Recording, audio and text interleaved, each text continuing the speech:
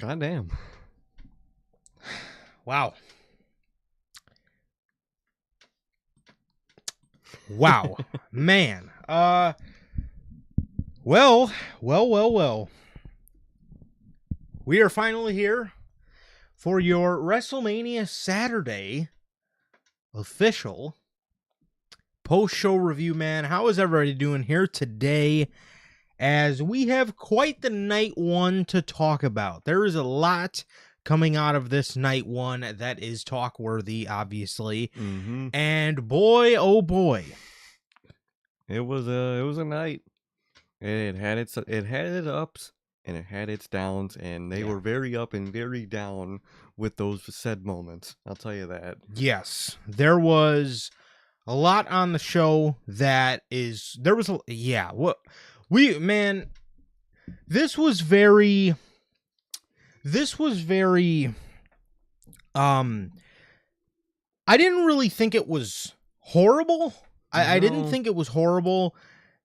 This wasn't I guess the best way to put it really was the good was really good, like Sir K just said, and the bad was really bad. But man, did they leave off on an insane note. And a absolutely just fucking nuts note to end that show. That main event was so good. I'm so happy for CM Punk. And man, if we can all just take a moment to reflect, bro, this was the end of the wise man era for Paul Heyman. It was great. And man, when he low blowed Roman Reigns, I jumped up and just, wow, it's fucking over. It's over, man. And he's with Seth, but are they alone? Is the question, because we talked about this heavy on Monday, and I was not sold on the idea until I really got to actually thinking about why. Why would Seth Rollins align with Paul Heyman, or why would Seth Rollins align with The Rock and John Cena? We see all these things. Seth Rollins, he's wearing The Rock's attires, and he is he's dropping lines like "best for business," and the crowd clearly doesn't like Rollins, or not clearly doesn't like Rollins. They clearly favor the other guys over Rollins. They still love Rollins, but they clearly they love CM Punk, they love Roman Reigns, and these are guys that Rollins thinks is bad for the company. So as me and Sir K got to thinking about this on Unscripted on Monday, it makes you sit back and think, dude, it kind of fucking makes sense. And in a way where they can spin Seth Rollins into one of these justified heels, you know, in his own way of thinking as to why he would turn his back on the fans, or why he would sacrifice his soul. And the word sacrifice is very synonymous with Seth Rollins, because he sacrificed his entire career, bro. He sacrificed his brotherhood for the glory of the World Heavyweight Championship back in 2015. He sacrificed his body last year for Cody Rhodes to win the WWE Championship. His whole Messiah character was based around sacrifice. So in order to rid the WWE of Roman Reigns and CM Punk, wouldn't it kind of make sense for Seth Rollins to sacrifice his soul this time, but to The Rock? And I don't think this is the last we've seen of Seth Rollins and Paul Heyman, because Seth Rollins was Cody Rhodes' shield last year. What did Cody Rhodes ever do for Seth Rollins in return for? Did he give him a title shot? They ended up teaming with Roman at one point. Did everything Seth was against. He never scratched his back, and I think it might have got to Seth, man. And I think tomorrow we see these two again, probably at around the same time tomorrow in the main event time. So I'm very excited to see that. I don't think those two are alone. I do not think they are either. I think man, I think obviously The Rock would maybe sought out Paul Heyman because Paul is, whether he turned on his tribal chief or not, he has ties to their Yeah. family. That's obviously well documented in the whole Roman Reigns and Paul Heyman story. So it would make sense, and it does make sense. I know a lot of people don't like it because you might say that Rollins doesn't need Paul Heyman, and you're right. Yeah. But who's to say Paul Heyman doesn't maybe get another guy in the group that he can slowly start to gravitate towards over Seth Rollins, maybe a Braun Breaker or Bronson Reed. We talked about all these possibilities on Monday, but there's a lot that they can do with this. But I don't think this is the last we've seen of Rollins and Heyman. This year, last year, he was Cody's shield. This year, he could possibly be the reason that Cody Rhodes loses the title, or one of the reasons Cody loses the title, as opposed to last year, he was one of the reasons Cody won the title. So I don't think this is the last we've seen of them, and I think that I think they interfere tomorrow, and I think they align themselves with this whole thing, and Rollins yet again sacrifices for the greater good. I think so. But man, there was some crazy stuff that happened, good or bad, on tonight's show. But we will get to all that. But before we get 30 minutes in and still haven't hit the intro, how's everybody doing? Welcome back to another edition of your WWE post-show reviews. And on this edition of the post-show review, we are bringing to you WrestleMania Saturday.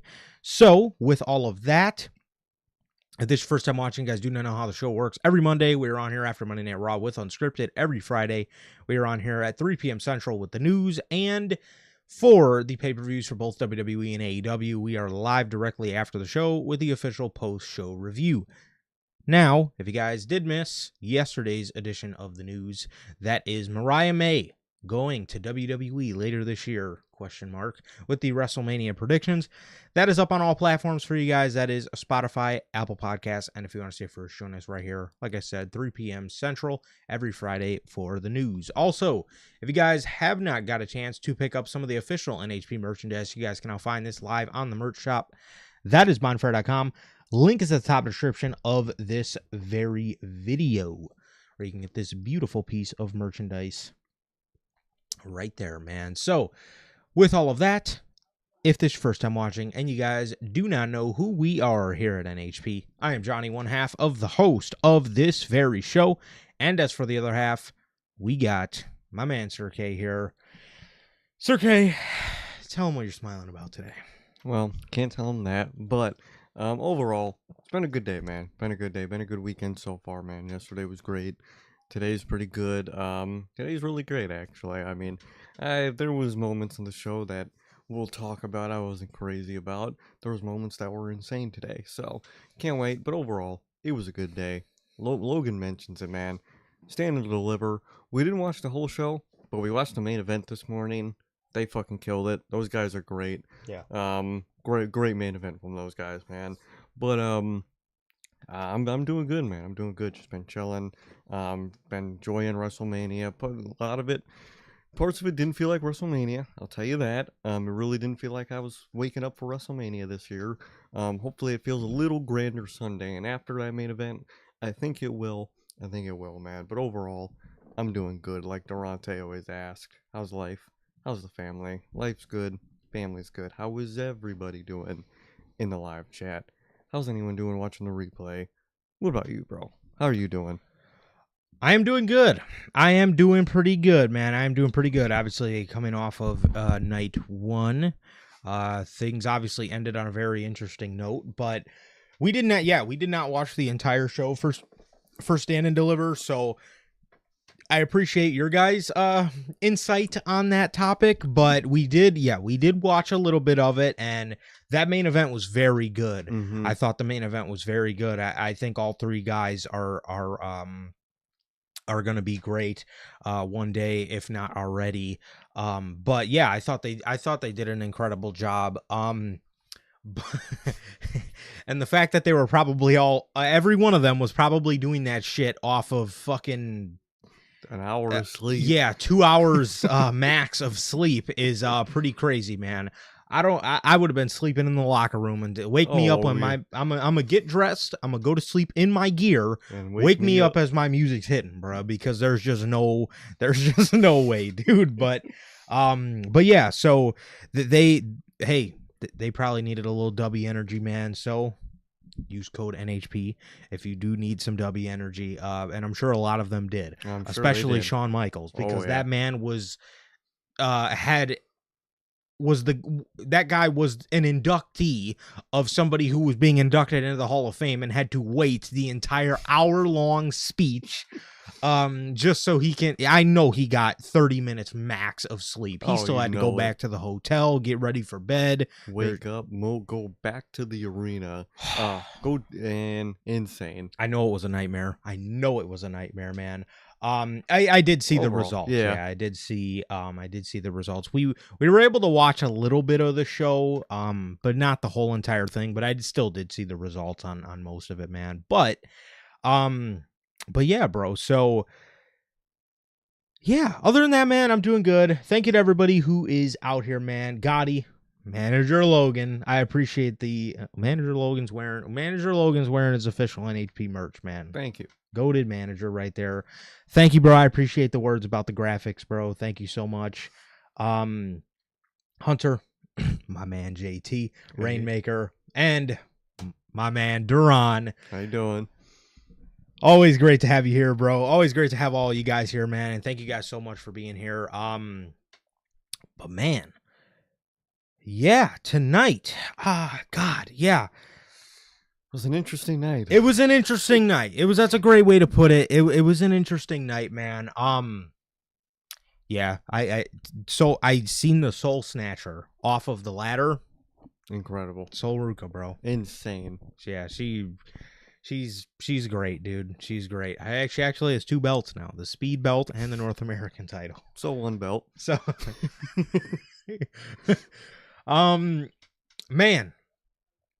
Man, oh man. So, where was it? Here it is. Rainmaker said the crowd was soulless until the main event. Dude. Yeah, I was thinking the same thing. I'm sitting there like, they sort of got up for LA Knight's entrance, but we had the same problem with Night 1 last year, and they blamed it on the cold. Yeah, it was your invade. Are you gonna blame it on the heat? Yeah, I mean, what are they gonna blame it on now? Was it the fucking heat? I mean, what happened this year? I mean, a lot of it was a lot of the crowd reactions. I was thinking like, man, that's kind of a little lackluster, man. I can't lie to you. A lot of the crowd reactions. Like I said, I was thinking the same thing, but yeah, I don't know what was up with that, and yeah, I don't know, man. Did the whole boneheaded decision for Jey Uso, and the crowd wasn't even going as crazy as you think for those moments, man. So like, who'd you really do it for at that point? Yeah, the crowd was not heating as much as I feel a lot of people were thinking they would. Yeah. Some of those Raw episodes that people were going crazier than they were at Mania. Mm-hmm. So. Yeah. Maybe it was the 2000 they had to pay that really wore them out tonight. But usually you'd think that'd be a motivator to be louder, but apparently not, man. Apparently not. Let me tell you, if I paid fucking $5,000 to be at a wrestling show, I'm gonna be standing up on top of my fucking chair the whole time. Oh, fuck yeah. They're gonna hate me. Yeah, you're absolutely gonna hate my guts by the end of that show. I'm sorry for whoever would sit behind me, but yeah, it would absolutely be over with. But no, I feel that Duran, bro. I was trying to hide my face. I was that old promo. That old promo, man, where he's talking about being straight edge, and classic. It's just like, man, he find it like I kept saying it during the match, but like he fucking did it, bro. He fucking got his main event. Crazy stuff, man. Oh, Tiffany's tooth is good. She's not gonna be Tiffany Stratton. That's good to hear, man. It was gonna be Tiffy time, and she's good, so that's good, man. better than 50 time. I thought for sure one of That those. shit looked real cracked. It was probably just dried blood then. Probably, yeah, yeah. It had to have been. It had to have been some kind of blood. I thought she was gonna have the Mark Briscoe look going on for a minute. I thought for sure all that yellow gear I was so love the fire. yellow gear, man. It made me think of the pipe bomb, bro. Mm-hmm. It made me think of the pipe bomb. As soon as I seen that yellow gear, I was like, "Oh, you're kidding me, bro!" So nostalgic. That is true. Logan bring up a good point. A lot of those fans probably did go to the Hall of Fame and or stand and SmackDown, then stand and deliver this morning, and then have probably been up since what time was it on at Vegas time? Like 9 or 10, I think.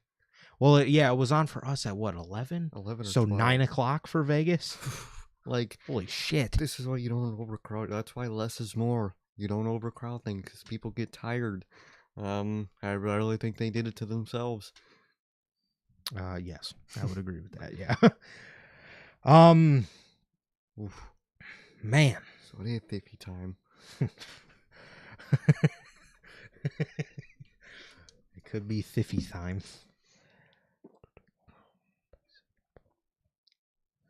Yeah, I think that. Gotti, I think so. I honestly think what's gonna happen. I think we're gonna start to get some overbooked nonsense like last year. You know, all the Avengers Endgame shenanigans. Yep.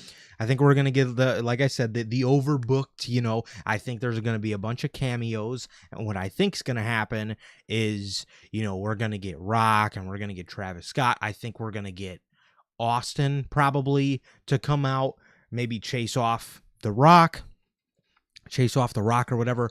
I think we'll end up seeing Seth come out, and I think they'll play it up as like Seth, he's Cody's shield, like, obviously because he was last year, and then I think we'll see Rollins turn on Rhodes and align himself with that whole authority, corporate. Whatever they'll be like identified as. Yeah, the Rocks group. The soul, whatever they're gonna call them. What were they gonna think of? What were they thinking about calling them? The Rock and Soul Connection or something? Soul, yeah. It was something like that. Well, man. the Rock's the Soul Man, bro. He is the Soul Man. So, yeah, I think that's what we're gonna see tomorrow, man. And I think we see John Cena. There's no way Cody Rhodes can walk out with that championship, dude. He cannot win. The odds are he cannot win. No matter what, he can't win. Yeah. Well, speaking of that, man, well, good way to transition right into the start of the pay-per-view, man. Let's go ahead and move our little guy over here. Beautiful logo. Yes, very beautiful. Very beautiful logo. Into something that was not beautiful in the slightest was the opener of WrestleMania. Gotti says he just ate mac and cheese and chicken nuggets. Nice. Did you go to Mania? Are you in Vegas? Are you in Vegas right now? Is that what they're selling? Rainmaker, bro. Oh my. That's the first match on this card. This fucking thing. Jey Uso versus Gunther. This match. Did Jey Uso finally get his sought out, oh so elusive banger? Did Jey Uso finally put on the match he desired to put on? Was it better than the Jimmy match? Yes. It would be really bad if it wasn't, but did he put on a match to go down in WrestleMania history? That wasn't an Uso match. It was just a Jey Uso match. It'll go down in history. Not in the right form of history, but it'll go down in history. This match, I was not feeling this match at all. It was Gunther trying, and it was Jey Uso hitting a move, pausing, looking around, not sure if he could do it, hitting another move, pausing, looking around. Dude, I cannot do the modern Jey Uso format, dude. It's so painstakingly boring and just aggravating to watch.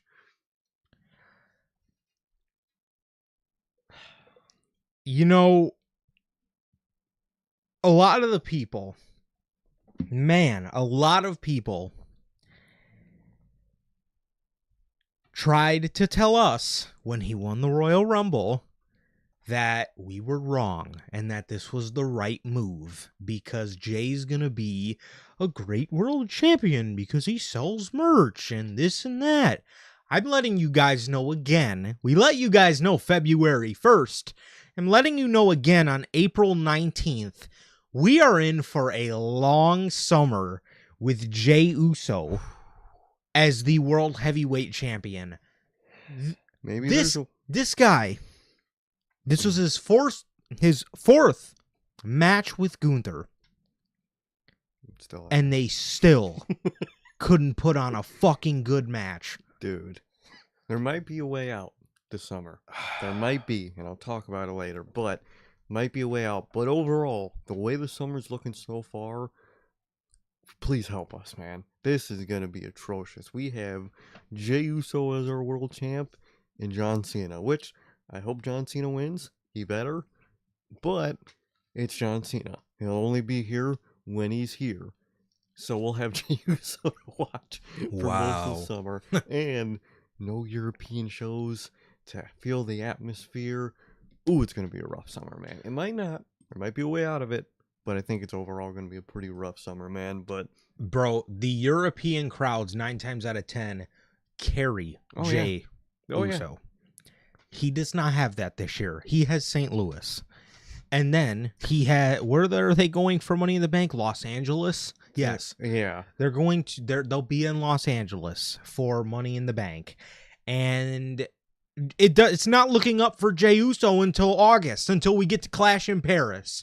Because those European crowd atmospheres save his ass 9 times out of 10. And it's going to be yeet, bell rings, those shit matches, and then yeet all summer. Fun. This reign is going to be a long one. What even heels are he going to face, man? Maybe Rollins.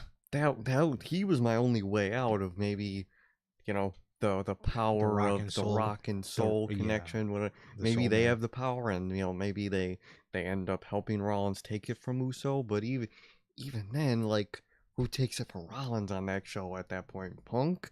But I'd rather have Punk take it, from Cena. So, and I wouldn't want that overarching over both shows that heavy. So, you're in for a rocky summer, man. That's what I'm gonna tell you now. You're in for a very, very rocky 50-50 summer. Yeah, we are, man. Man, I was not a fan of this match, man. This was again. We said this at the Royal Rumble. This is not a WrestleMania caliber match. No. Okay, this was barely a Raw main event. It was literally a roll your eyes Raw main event. Yeah, I mean, this match, man. This match, I could not get into this match, man. This was the most, it was Gunther trying to put on a carry job, and bro, okay, so Jay comes out, doing his yeet and whatever, and none of the guys really got special entrances, I would say. No, Jay just had his regular entrance, and then Gunther kind of did as well.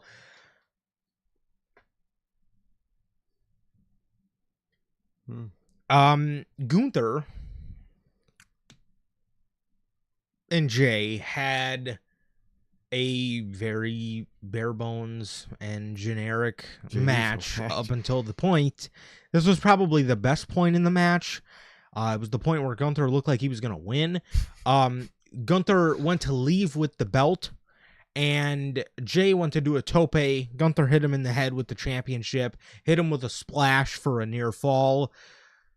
Jay's offense is so bad.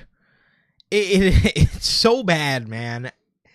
I don't know if you guys picked up on this as well, but he will do a move and then stop and look at the crowd after like every fucking move, he'll hit a super kick. He'll look out into the crowd. There was a point where he hit a German suplex and just stared out into the crowd for a little bit. Like, maybe if you didn't stop for an applause after every other move and actually, like, maybe just went straight through and, you know, banged, put on some quickness, then maybe your sequences would flow a lot better. But it's just, it's just so stop and start to me. I couldn't get into it. And like I said, I noticed this heavy tonight, man, because again, it just seemed like after every fucking offensive move he got, he would look out into the crowd. And it's like, okay. He hit 3 Uso splashes from 3 out of the 4 corners of the ring. And he hit the third one, and Gunther was on his stomach at this point. He hit the splash, put Gunther in a sleeper hold, and I shit you not, within 10 seconds, Gunther, the guy who on the main roster has 2 losses, and in total, I think he has about 4 losses. Mm-hmm. Gunther, within a matter of 10 seconds, taps out to Jey Uso. This is trying to tell me that Jey Uso is in the same category as Dragunov, Sammy, Cody. You're trying to tell me that those 3 guys are in the same list as Jey Uso. Dog, you can't be serious. Tapped, pass out, okay. He tapped out, even a pin. A pin would have been ass, no matter what, but it is, you picked the worst possible result for this. Tapped out Gunther. Yeah, let's have Ken Shamrock fucking tap out the Undertaker at WrestleMania. Like, what are you doing here, man? That was just so fucking disappointing, man. I mean, I knew Jay was gonna win. That I accepted. I accepted that at the Royal Rumble. But tap out makes it 10 times fucking worse, man. And after that fucking shitter of a match, he tapped him out. I don't believe him at all. That was not believable in the slightest, man. That was really fucking bad. I'm sorry. Oh, that was so bad, bro. That was so bad. Why in the fucking blue hell would you have Gunther tap, let alone tap within a matter of like 10 seconds? He wasn't even in the hold that long. And Gunther tapped out to fucking Jey Uso. Dog. What is even that, bro? I mean, come on, man. Are we serious right now? This match was not good. No. These guys have wrestled 4 times and have yet to make me feel a lick of anything when they wrestle. The only glimpse of decentness we had in this match was the whole sequence where Gunther hit him with the championship. Other than that, I could not find myself getting into this match at all. Jay's offense is so slow, and he just stops and pauses and looks to the crowd. Dude, what are you, early AEW Jade Cargill? Remember when she would just stop in the middle of her matches and just flex like the whole entire match? That is what it reminds me of. It's just so stop and start. It's hard to get into. Like, dude, what are you doing? And besides the fact, Gunther loses to people that have legit looking offenses. Sami Zayn, Ilya Dragunov. Gunther lost to a Jey Uso offense. That looks horrible. One of the worst offenses in the game he lost to. Come on, man. And what the hell does Gunther do after this? Holy fuck. No, yeah.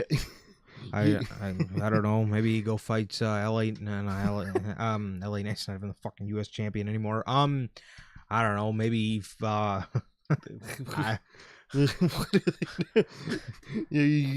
got nothing, bro. You don't got nothing for this man after this. What does Gunther do now? Besides, take some time off at this point. After a loss to Jey Uso, you better take some time off. You gotta take at least a month off. He's gotta at least miss Backlash, bro, because there's no way. There's no goddamn way. Atrocious. Atrocious. A tap-out loss to Gunther by fucking Jey Uso. Got a Rainmaker? I like the sound of that. I'll take that. That sounds fire. That sounds like someone that could actually cook with Gunther. AJ, that man's a beast, man. So I would like that. I'd fuck with that, actually. AJ would be pretty. Yeah, AJ would be pretty cool. Yeah, that would. I mean, it's something for him to bounce back from, I guess. Something. Because man, might forget it because he's technically on Raw too, even though most of his fucking Mania build has been on SmackDown for some reason. I just remembered he's on Raw, so yeah, it's possible. Yeah, AJ is on Monday Night Raw. But Gunther, AJ versus Jay. Jay versus Jay. AJ versus Jay. Oh, I mean, that might be somebody who could fucking bring him to a good match. I mean, if AJ Styles, if he can't have a good match with AJ Styles, just drop the title. I don't know what we have. Gunther couldn't fucking bring him to a banger. I mean, their match was fucking decent at best. And Gunther was trying. Gunther's side was good. It was all Jey Uso that dragged the fucking thing down. Oh, man. Well, it was a rough watch. It was a fucking rough watch, man. It was a fucking rough watch. Yeah, again, I mean, Gunther couldn't even bring him to a fucking good match. Who do we have to get to have Jey Uso have a good match? Do we have to fucking resurrect fucking Daniel Bryan to have a good match with Jey Uso? Does he need to fight the planet's champion? Does I mean AJ Styles? I mean, what? Man, God, I'm so hurt that I'm so hurt Kevin Owens got hurt, man. Kevin would have been perfect, dude. Kevin Owens winning Money in the Bank and cashing it in on Jey Uso was the perfect outcome for Jey Uso's title reign. Now that's out of the scenario. I see Logan says maybe Drew McIntyre could take it from Jey and then have Sammy take it from Drew. You could slot Drew in that option. You could definitely slot Drew in that. And if the timeline's right, you know, Sammy winning could correlate with KO coming back. That could work. I would be down for that. That very well could. Work. Yeah, I mean, my God, man, it was a fucking rough start to the show. I mean, Again, how have you guys wrestled 4 times and have yet to do anything that is considered good or great? All of these matches have been decent. This was not a WrestleMania World Title match. This was not. That's why you put it at the start of the show. Yeah. Yeah, I don't know. This one didn't do it for me. I was not a fan of their 4th encounter. I wasn't really a fan of any other encounters, let alone the fucking 4th one at fucking WrestleMania. Yes, and Jay is added to the group of Ilya Dragunov, Braun Breaker. That was the other one. Cody Rhodes and Sami Zayn. And Jey Uso. Oh, man. Good Lord. That is that's horrible, man. I'm sorry, bro. That sucks, dude. But Jay is your world heavyweight champion. He celebrates with his brother Big Jim. As Jimmy's out there, they hug and they celebrate with the audience. They walk into the crowd, yeeting and holding up the World Heavyweight Championship as Jay is your World Heavyweight Champion. And what do you think is first on the list for main event Jey Uso? Fuck. You could do it. That's a great fucking question. I might be a loss for words, man, because all the people I would want would be people Americano. Hey, this boy. No, he's got to be gatekeeper over there for AAA, so he's kind of busy with that shit. Maybe him. Any person I could think of are people that should probably beat him. So I wouldn't want them to go first, because whether it's Braun, AJ, fucking anybody, I would want them to beat him. Maybe since he beat Gunther, maybe his friend wants to get revenge on him, so maybe Kaiser can be a good first post-Mania feud, I guess. I don't fucking know, dude. What about you? No, there are no good options. I mean, fuck it. You might as fucking well throw him in there with El Grande Americano. But who do they have as a heel? I mean,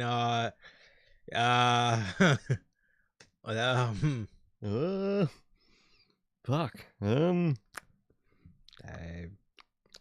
Maybe.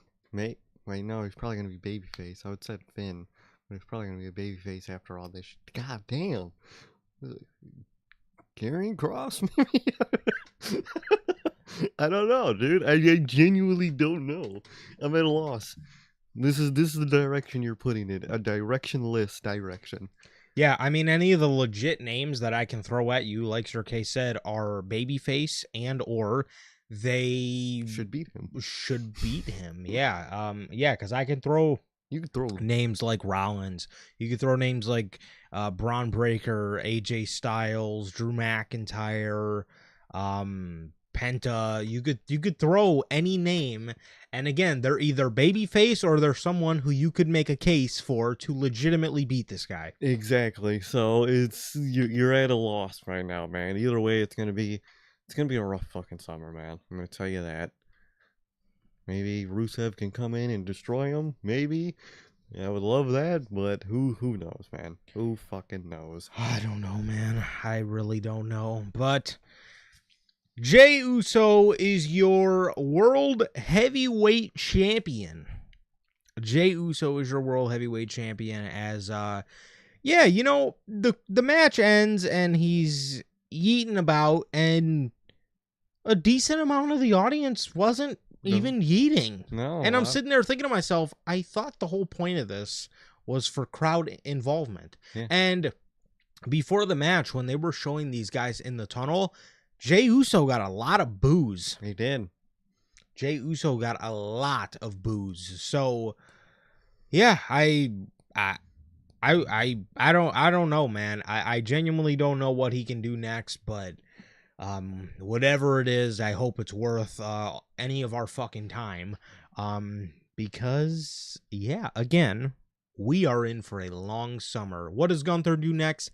No idea. What does Jey Uso do next? I have no idea. Yeah. I hope WWE has a clue, because if they don't, that's really shitty just to think about the moment. And I mean that is Kofi Kingston 101 that they doing with Jey Uso. Well, Kofi Mania would be great. Well, absolutely, it's going to be a great moment, but what the hell does he do after the fact? Exactly. Who fucking knows? We'll see how it goes. Hopefully they surprise us, make it a little better than we think, but I doubt that, man. I doubt that heavy. Yeah. So, that was your WrestleMania opener, and yeah, those are our thoughts on the Gunther and Jey Uso match, presented by Clash of Clans. We have the New Day versus the War Raiders. Dog. Wow. How did you trot the New Day out there after turning on Big E in front of 50,000 people and they get no reaction? No reaction. Because you dropped the fucking ball. You did nothing for fucking 4 months with these guys. The War Raiders, they were lighting it up on NXT. Goated. They come out to even less of a reaction. And they come out wearing goof-ass Clash of Clans Viking gear.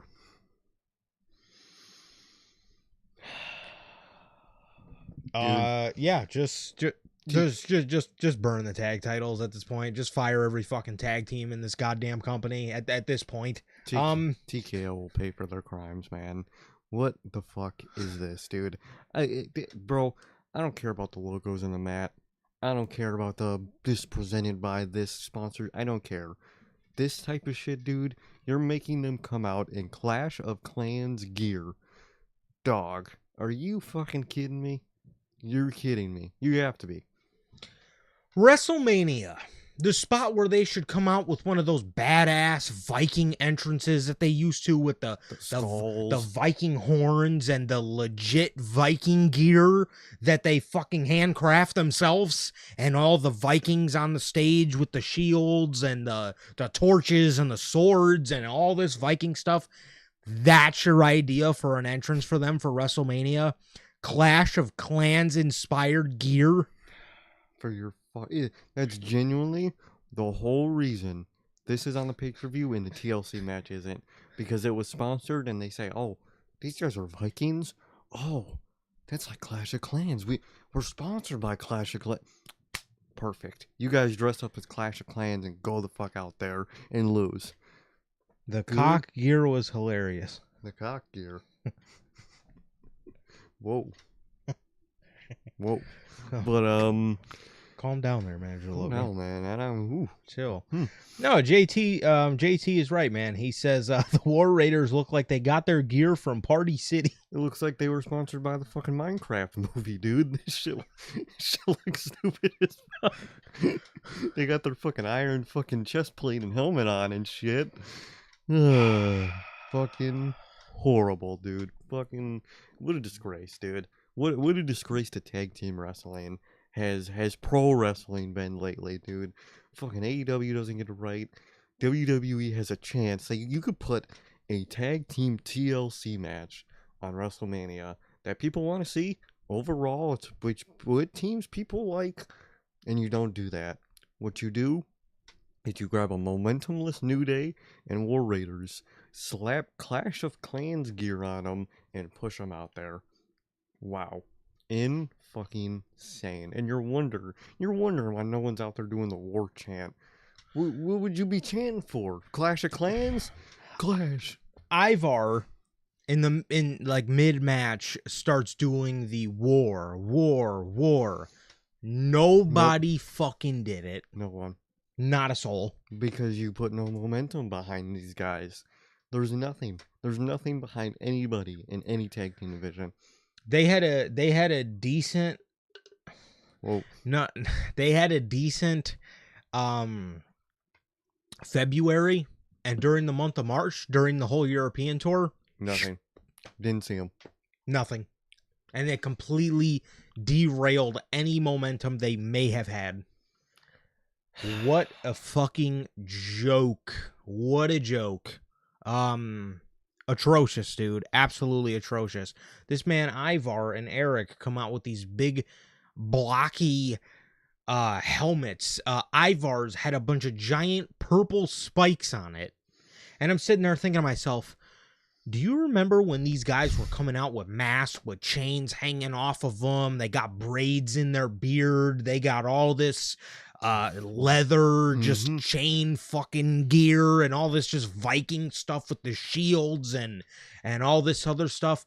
And this is what we're doing. So you opted, and don't get me wrong, the SmackDown tag division is just as lifeless. Yeah. But at least they had a TLC stipulation that probably would have got somebody into it. This, nobody cared a drop of a dime about this shit. And this was on the show. Yep. It was on pay-per-view. On WrestleMania. Nobody cared, and this had two guys that just turned their back on Big E 4 months ago, and nobody gave a fuck. One of, if not one of the greatest tag teams of all time, did one of the ultimate turns of all time on their own friend, and they have no momentum. You didn't use them. You just had them around. One of the best tag teams you got return to the company, man. hell yeah, War Raiders. We're finally getting, not return to the company, return to form in Yeah. the company. And, you don't do anything with, you put the championships on them. You don't do anything with them. What do you expect as a reaction, man? Triple H is always surprised by the reactions at his edit. Dude, you don't use them properly. They don't get any shine, any spotlight, any momentum. They're completely ignored. And the crowd completely ignored this because why wouldn't they? What a joke. What a joke, bro. Yeah. The War Raiders, they go for War Machine, and Kofi grabs Ivar's legs, so he falls down. Xavier takes care of Eric, throws him out of the ring. They hit a daylight to Ivar, and as Woods is pinning Ivar, Kofi is holding his leg so he can't kick out. And they grab the championships and run up the ramp as the New Day is your new Raw Tag Team Champions, World Tag Team Champions, whatever you want to call them. The New Day are your new tag champs. Momentumless tag team titles. And yeah, what the fuck happened to tag team wrestling? Fucking, it's nothing nowadays. It means nothing. It gets showcased like it's nothing. And this was nothing.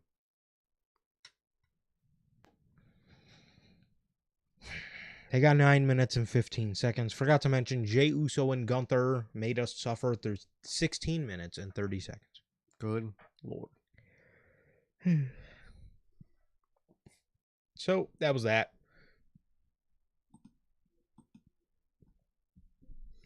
The next match, Jade Cargill versus Naomi.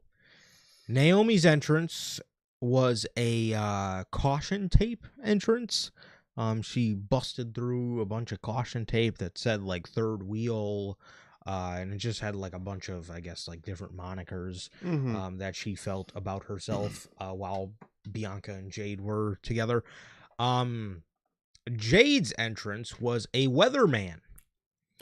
Where he was saying, there's a storm over here, but the storm on the screen was on this side of him.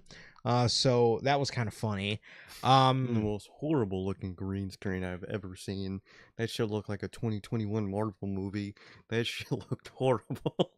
It was, yes, it was not the best quality green screen at all.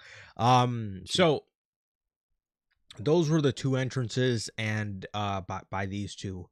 Honestly, Surprised me. Very surprised by this match. Very. I thought it was going to be a complete Naomi back-breaking carry job, and I would say she carried the pace of the match, but Jade wasn't bad, man. Jade was not bad in this match. She surprised me, pulling out some stuff I didn't think she would pull out. She almost tried something and then she backed out.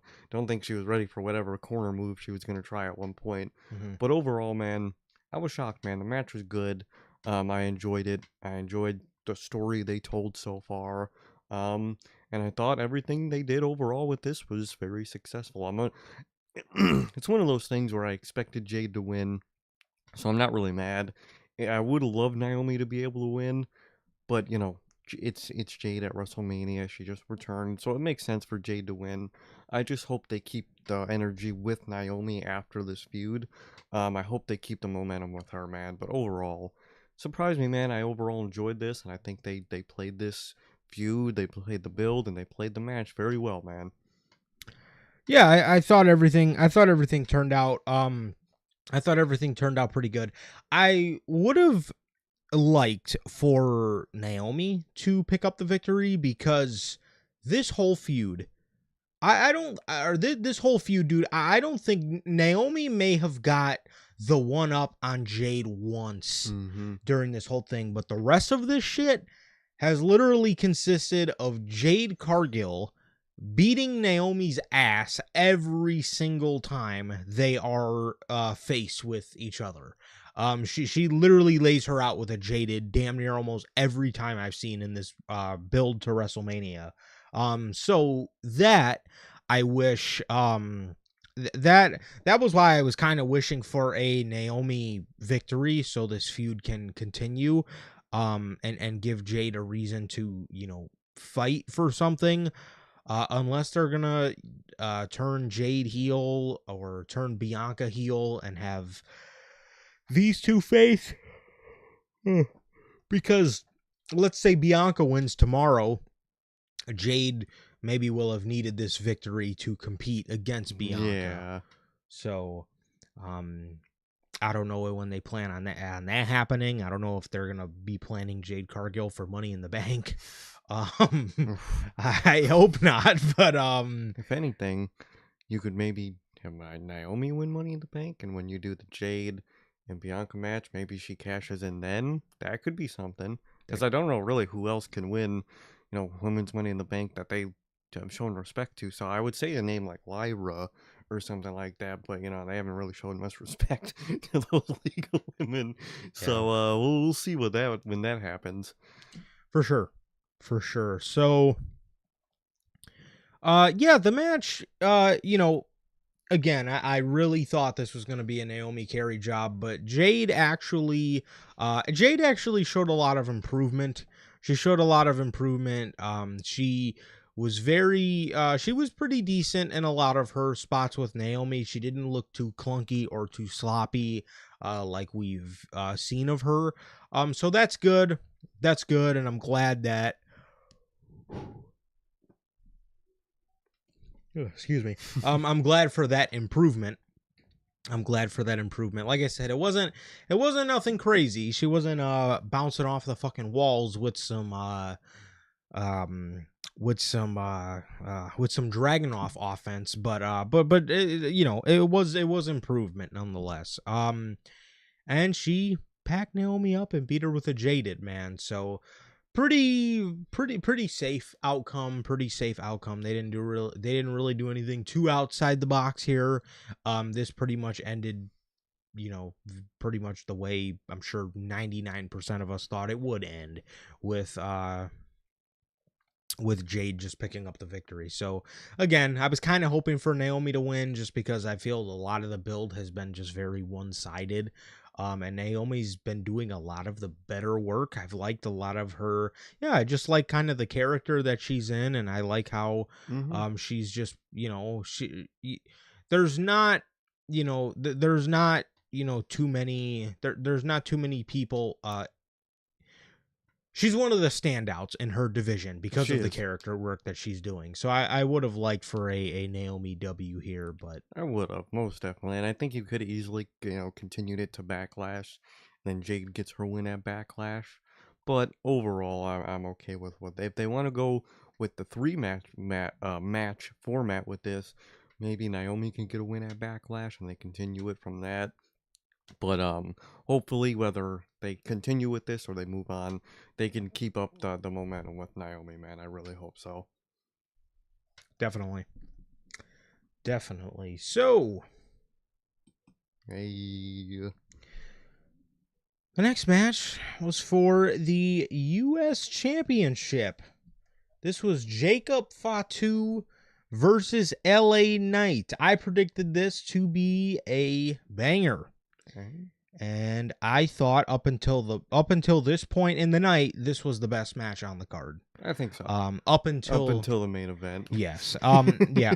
When this match came on, and when this match was over, up until that point in the night, this was the best thing we had seen up until that point. So it took us 4 matches to get there, but we finally seen something that I was like very happy with by the end of this. So Fatu came out wearing a Samoan werewolf mask, but this wasn't just any werewolf. No, this was a werewolf with dreadlocks, and this was a werewolf wearing a grill.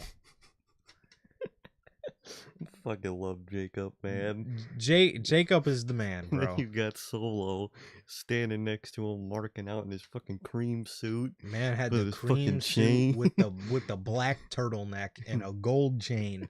Literally, he's fit, bro. I love it. Solo, he's a well-dressed man. He is, man. He is. Um, I thought Fatu looked great. I thought the mask was really cool. Um, yeah, I thought the mask was really cool. And LA Knight came out in a Maserati as it looked like his driver almost sideswiped the fucking WrestleMania stage as he was turning to go up the ramp for the cars.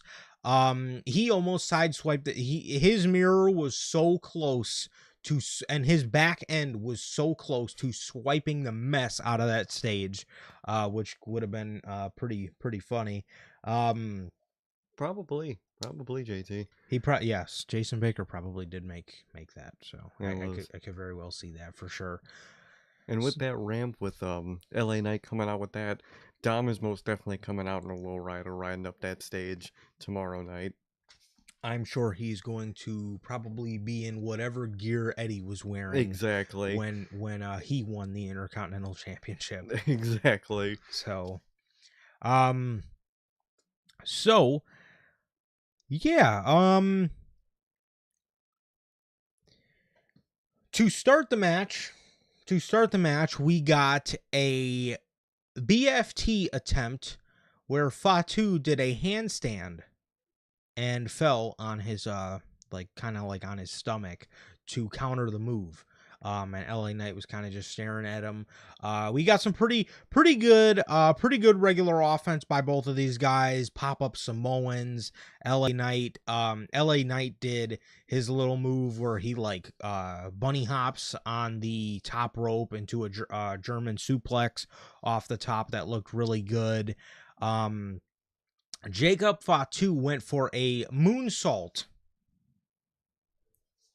that got countered into a BFT. That was pretty nuts, bro. That was dope as hell. That man. was pretty nuts. Not to mention, LA Knight got one of the better reactions out of any superstar on this show. I would say he got, besides, the reactions for the main event people in the main event and that overall match, I would say he got the other best reaction of the night. Yeah. For sure. It was better than Jay's, and, some people get rewarded for their cheers and some people just have to wait. So, gotta love the Triple H system. Yeah, good things come to those who wait. Fucking A. Didn't wait for Jay, but we'll move on. Oh man, I really hope this is not LA Knight's peak, but I'm scared of it, but this has to be his end in the mid card. This has to be where he steps up into the main card, dude. It has to be. Unless he was trying to flirt up Stephanie McMahon and Triple H hates this man, he has to be moving on to the main event scene. Shout out to Def Rebel for killing theme songs. Bro. Dude. So, Naomi. The song itself didn't sound atrocious, but who fucking thought that would have fit Naomi? You could have, Neville'd her old theme, and I think that could have been, a good way to go about it, but... Who the fuck thought Slipknot for Naomi? You give that to DIY, you're cooking, bro, but you give it to Naomi? It was I don't understand, dude. Def Rebel, man, they're legendarily bad, man. They got to be put in the Hall of Fame for some of the worst themes. They've put together some fucking horrible entrance musics, man. They're damn near earning themselves a Dark Side of the Ring episode dedicated to them for killing theme songs. Man, yeah, it's hard. It's hard to say for LA Knight because do you keep him as a mid-carder? Does he move shows, or do you want to keep him as a SmackDown guy? Do they want to turn him heel? It's hard to say because the company's been so weird. They've been so just weird about LA Knight. It's like they want to give him the ball, but they don't want to give him the ball when it's too important. They want to just kind of give him, his little mid-card spots and have him do his thing. But I don't know. It just seems like they it seems like they, maybe like the idea of him, or but they're not completely sold on him. I don't really know what I don't fucking know what the problem is, man. I really don't, because you can't really say like he can't wrestle, because that's not true at all. He can wrestle. Hmm. He could a promo. He has the catchphrases that people like. People like him. People Doesn't get he, overuse his IP. exactly. He doesn't just say yeah in his promos 24/7. He's got it all, man. I don't know what like the beef is with like not presenting him in that main event spot, man. Maybe this is the year he finally wins Money in the Bank. It wouldn't be beyond Triple H to do something 2 fucking years later. That should have happened 2-3 years ago, but maybe he finally does that later this year, man. But at this point, I don't know if I trust WWE, because they're so weird with LA Knight, man. Yeah, I He's in like the 2016 through 2020 like Bray Wyatt spot of like they recognize that he's a guy that people love and they'll throw him the bone sometimes, but overall they just never really pull the trigger with him in terms of victories and certain accolades. It's so weird. yeah, I don't know. Yeah, like you said, I don't know what the problem is. Yeah, like Sir K just said, dude, he has it all. I don't know what exactly you're waiting for, but he quite literally has it all, man. Yeah. So I don't get it, man. I hope this is his step up into something bigger. yeah, I mean, he's not some, he's not some, ring general. He's Yeah, he's not he's not fucking Shawn Michaels, but he can go, bro. He can go. He can talk. He can. He again. He has IP that's very over. very very marketable. Very. He's a If very marketable guy. if you put the same energy you put into the Yeet merch into some Yeah merch, man would be selling like that, bruh. He would. Yep. He literally has, the Steve Austin what to himself. People treat that the exact same way with the Yeah, and you don't capitalize on that to the same level you should. It just boggles my mind with that. Jey Uso's got a different color of yeet coming out every week. Yet LA Knight gets a shirt that says "I lack people skills." With the LA, dude, you Eh, could do so much with that. The way you book LA Knight, they should make one that says "I lack booking skills." Because I mean, again, it just seems like I lack favoritism, like oh, that's what they don't lack. Because it's just like, man, it's again, mind-boggling. it is. It's just I don't know what they don't see, or I don't know what they're waiting for. But nonetheless, we got no interference by Solo. Solo I was actually happy. didn't even come out to celebrate with his boy. I wonder if there's maybe a little something behind that. It was Um, it's weird because in the entrance he was like hype as hell, hyping up yeah. him like crazy, and he didn't help him in the match. He didn't try to fuck him over in the match. He let him be. He won, and that was it, man. So I'm very curious to see how this goes. I feel like on TV they're gonna be cool for a little while, and then maybe something's gonna happen. Maybe the jealousy starts to come out.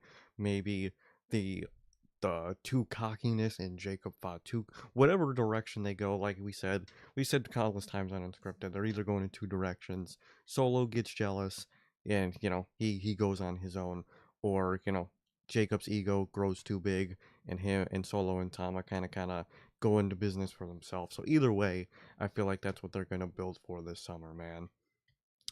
Absolutely. Absolutely.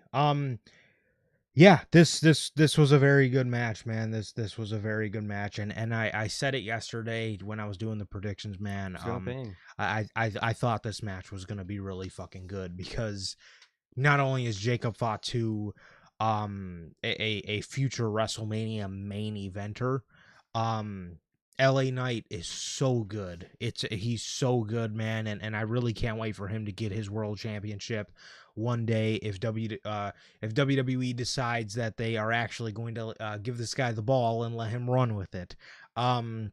If that day will ever come. But yes, the backflip into the BFT was nuts, man. It was absolutely nuts. After this, we got we got a bit more offense by both before a little bit more offense by both of these guys. LA Knight or Fatu grabbed the rope after that moonsault into the BFT to keep him alive in the match. And we got a little, like I said, we got a little bit more offense before LA Knight would get hit with a avalanche Samoan drop by Fatu. Hit 2 of his double springboard backflips to secure himself the victory and the brand new United States champion is Jacob Fatu as his, I don't know what it would be, uncle, maybe distant uncle. I don't. The family tree's so big. It's so fucked, man. There's so many branches on that goddamn tree. I never know who's who. Yeah, I don't know. I don't know the exact relation, but what I can say is he is the infamous father of the infamous Tongaloa. Go. Haku. No Tongaloa. Oh man. No Tongaloa tonight, man. Goddamn. Hopefully on Saturday or on Friday we get him. I think we're gonna see him tomorrow, bro. He's probably gonna cash in on Cody. He's got it. Yeah, he might join The Rock. He might just run out with a briefcase and just win that joint. Fuck it, yeah. It's fucking Tongaloa, dude. Can't wait for him to come back. Hopefully we do see him Friday. The company's been in a massive creative drought without Tongaloa. Mm-hmm. They need him back. I was going to say, he was probably supposed to be the original Royal Rumble winner. I would say. So they gave it to Jay as a backup. I would much rather the Tongaloa World Heavyweight Championship summer than Jay, but most definitely. It is what it is. It is what it is. It's the way the cookie crumbled, man. Tongaloa injustice is real. But Haku was so excited, he fucking ran ringside to dap up Jacob, and then you could just see him walk back to his seat. So I thought that was pretty funny, man. Jacob kind of looked surprised to see him there. He was like, oh shit. He was like, oh, he dapped up Haku, and Jacob celebrated with the United States Championship as this is his first WrestleMania. This guy hasn't even been in the company 11 months. He's been in the company for 10 months, bro. Literally. And he is and this man is a champion, bro. This man is a champion, and this is his first WrestleMania of many. I expect big things for Jacob Fatu. I hope they do the U.S. title well. They've had a fucking problem with booking the U.S. title, so I hope Jacob doesn't fall into that. But I will say I do have high hopes, being that the U.S. title is probably going to be integrated in the Jacob and Solo feud. Exactly. You know what I mean? So I hope that really adds a nice amount of importance to the U.S. Championship that it deserves. So yeah, I really hope, like I said, I just really hope that they do good with it, and I expect Jacob Fatu to do pretty good with it, man, and I hope that they do really good with him as champion, like I said, because LA Knight was his first run was really good.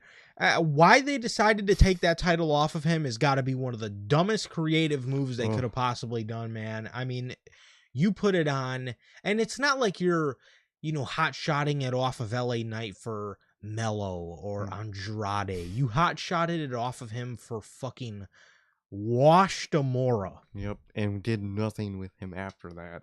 And then just fucking give it back to LA Knight. What a fucking mystery was that, man. But overall, very happy for Jacob Fatu, man. I'm very excited to see where this whole Solo Jacob thing goes this summer, man. It's got a lot they could do with it. Yes. Yeah, but these guys turned out a banger. These guys turned out a banger, man. I thought this was fucking great. I knew this was going to be great. And let's hope for good things for Fatu, and let's hope that WWE can figure it the fuck out with LA Knight. I hope so, man. I really hope so. So, with all of that, we got an official word from our sponsor here at NHP, W Energy. W Energy is an energy drink loaded with vitamins and nootropics, formulated to improve focus without getting the jitters. W is a clean formula, sugar-free, zero-calorie, free from fillers and artificial colorings, with 150 milligrams of caffeine per serving. You can get your W Energy products today with the link below and code NHP at checkout to save yourselves 10% on your next W purchase, man. You need to stay awake for all these Mania shows, especially those NXT guys. Go ahead, grab you some W, man, on us. 10% off. Truly. Always got to shout out W, man, whether it's work, workout, or I'll have to admit it, guys. I fell asleep during Triple H's Mania speech, but I wouldn't have fell asleep if I had myself some W, man. So it's going to be a long weekend. So get yourself some W. Try it. It'll keep you up all weekend. You'll have all the energy, and it'll taste good all at the same time. Always shout out W. There you go, man. There you go. So, once again, thank you, as always, to the official sponsor of the Notorious podcast, W Energy. Rey Mysterio versus El Grande Americano. So we thought. It was going to be. Rey Mysterio apparently got injured last night on SmackDown. You said this is a shoot injury, right? Apparently, yeah, it's legit. It's just a legit injury. I would hope so, because there was no way they were actually booking Bray Phoenix to go out like that. But no. But Rey was present today at the WWE, not on WrestleMania, but on the WWE kickoff show, the 3-hour kickoff show for WrestleMania, because WWE announced the acquisition of AAA. Man. The promotion based out of Mexico. Remember yesterday on news when we were talking about that whole Remember yesterday on news where we were talking about the whole AEW is going to Mexico, so WWE's probably going to be doing their Mexico show pretty soon. Well, they decided to actually acquire a whole Mexico company. They said, "Oh, you guys are going there? We're gonna own some shit over there now, man." They were fast with it. Yes, so WWE has acquired AAA and will be doing a Worlds Collide show with with NXT and AAA. So very interesting, very awesome. I can't wait to get into the details on Friday, man. But first reactions, man. This is cool as hell, man. This is cool as hell. It's gonna be very interesting to see the people they could bring in, the people they'll be working with, and it just expands that NXT expanding out feeling, and I think it really helps the current version of NXT, and it really helps a lot of those new guys in the business as they get to work with people from AAA, they get to work with people from TNA, and they get the work of the PC. They're gonna be breeding the future that goes hard, man. So I think it's a good decision, man. Happy for all those guys, man. Vikingo, they, for some reason, they had that man in full gear for that announcement that I didn't understand. But he was also ringside for this match, which are really fucking dope, man. Cool acquisition, man. I really can't wait to get into details on Friday, man. But overall, I like what they did here, man. What about you? I'm very excited for this, man. I'm very excited for this. AAA. It seemed like AAA needed maybe a little bit of help because a lot of people went sour on them. So hopefully the acquisition by WWE is going to help the company for the better. And I think it will. I think it'll open up a lot of opportunities in Mexico. And like I said, I don't exactly remember what happened in AAA that made everybody, go sour on them. But I hope, but I hope that with the ownership of WWE ingrained in AAA, it is going to make whatever managerial problems they were having go away from the top, and just make it an overall better company. I'm very excited for Vikingo. Yeah, I really hope Alberto El Retard will not be on my screen. I do not care to I do not I care to see his contract get shredded up. I really don't want to see him again. But who I am excited for, like I just said, is Vikingo. Mm-hmm. Vikingo is great. Triple H has already fucking taken pictures with him. Fucking Mark. Yeah, he he will be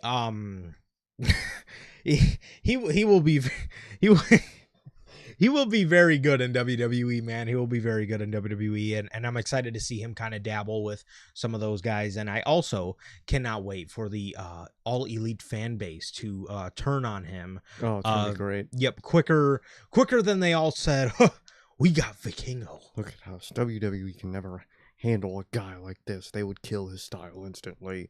All the usual shit, man. I cannot wait to see that reaction.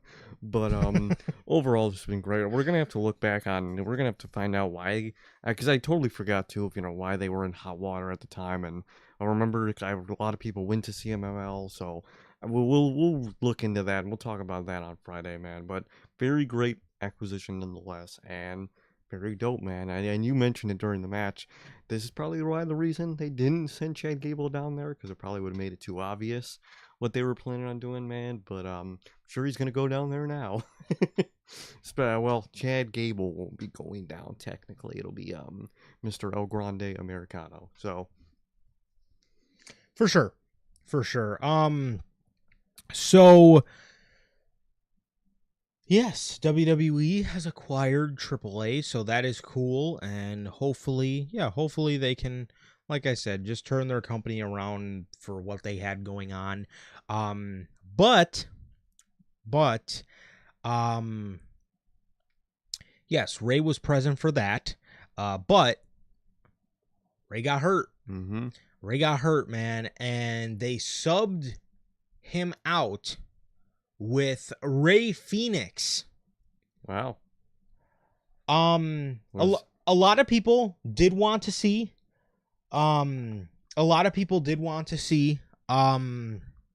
Dragon Lee take that spot.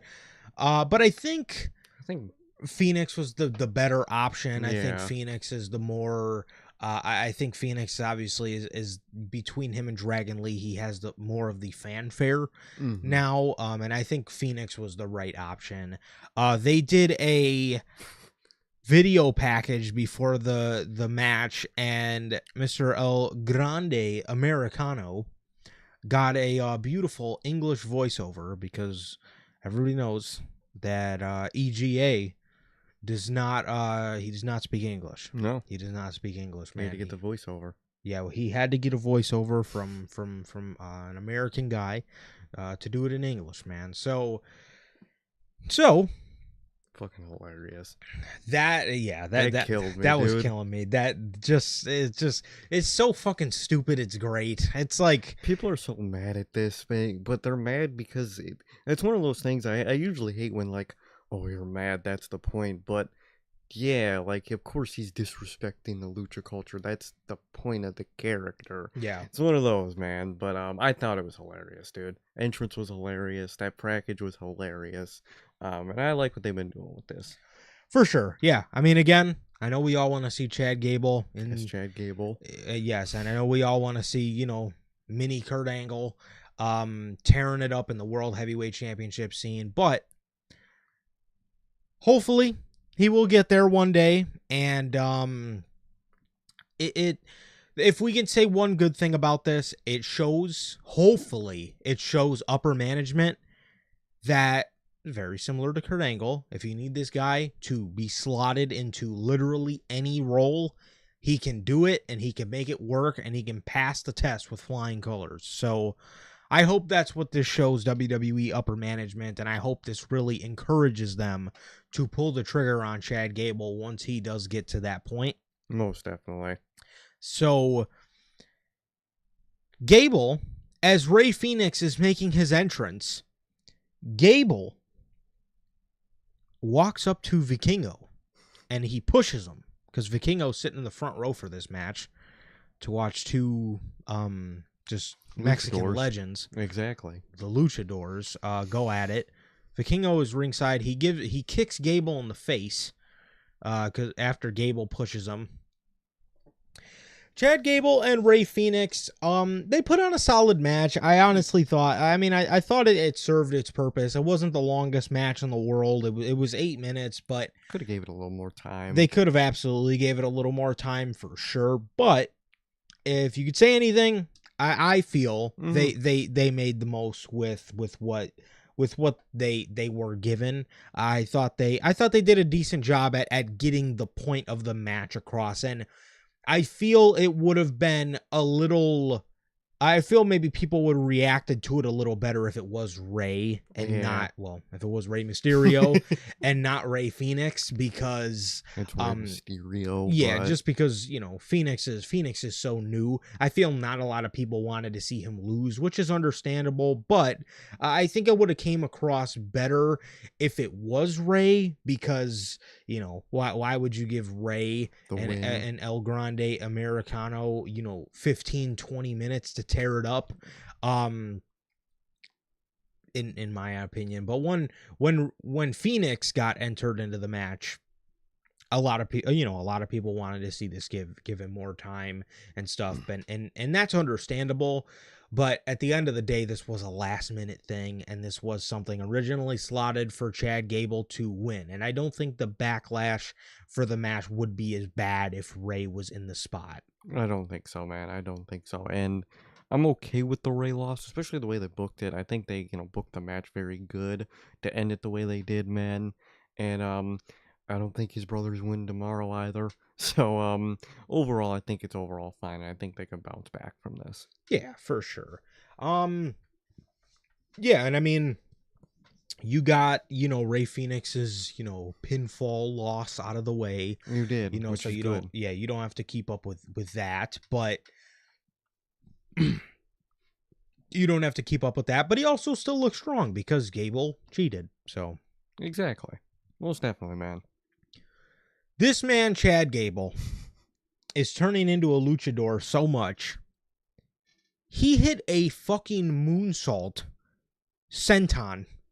That I didn't even it wasn't until he finally at the end of him hitting it that I noticed what he was doing. That's how quick and perfect that was. It was insane, dude. Insane. That man is different. This guy's an elite worker, bro. Yes, bro. This man is such an elite worker. Dude, same thing. I thought he was just going for his regular moonsault, and obviously I'm looking at the screen because it's one of my favorite moonsaults in the game. He just has a beautiful moonsault.